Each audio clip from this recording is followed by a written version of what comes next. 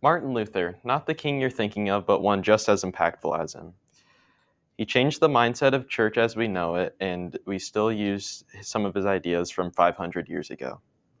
Today we'll be learning about his early life, his greatest achievements, and his lasting impact. He was born November 10th, 1483, to peasants in the Holy Roman Empire. His parents wanted him to become a lawyer when he was younger, so they enrolled him into a Latin school. He was a native German, and right before he graduated from the Latin school, he was caught in a horrible thunderstorm. So he made a vow to God that if he were to survive the thunderstorm, he would join the monastery. So he survived the thunderstorm, and he went into the monastery to the displeasure of his parents because they wanted him to become a lawyer. And according to the International Encyclopedia of Philosophy, he made the promise to God. And then uh, he was also insecure about his salvation at this point in time, so he wanted to gather assurance. So going into the monastery really helped him with that. And at the monastery, he found a mentor who helped guide him through all his troubles. During this time, he got a Doctor of Theology degree at the University of Wittenberg, which is now called the Martin Luther University at Halle-Wittenberg.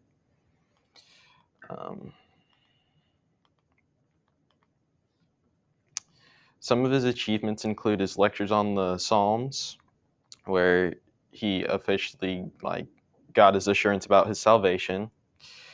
And while reading through the book of Romans, he learned about righteousness as a gift through God's grace. And this is where, after this, came the 95 Theses, which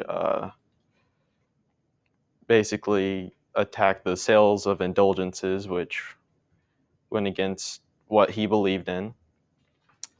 And he said that it was through grace alone to get to heaven, not through indulgences. And the cardinals viewed this as an attack on the Pope, so he was told to recant, and he didn't, because he would only do it through right reason and through Scripture, and they didn't give him any reasons through that. So the Pope issued a bull to him, which he burned, which led to him getting excommunicated. And then he received an imperial ban, which basically means he lost all of his rights and possessions.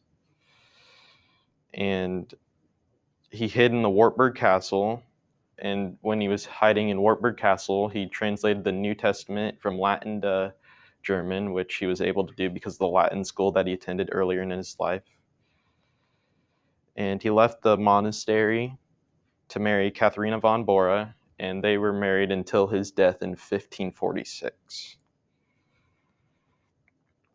According to NotreDame.edu, he helped form the religions of Lutheranism and also Calvinism.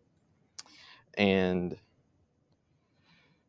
he also believed that you should separate religion from politics, which we still use in America to this day. And according to NewYorker.com, after this church reformation, it led to a 30-year war between Protestants and the Roman Catholics. So they just fought each other for 30 years. No one really won.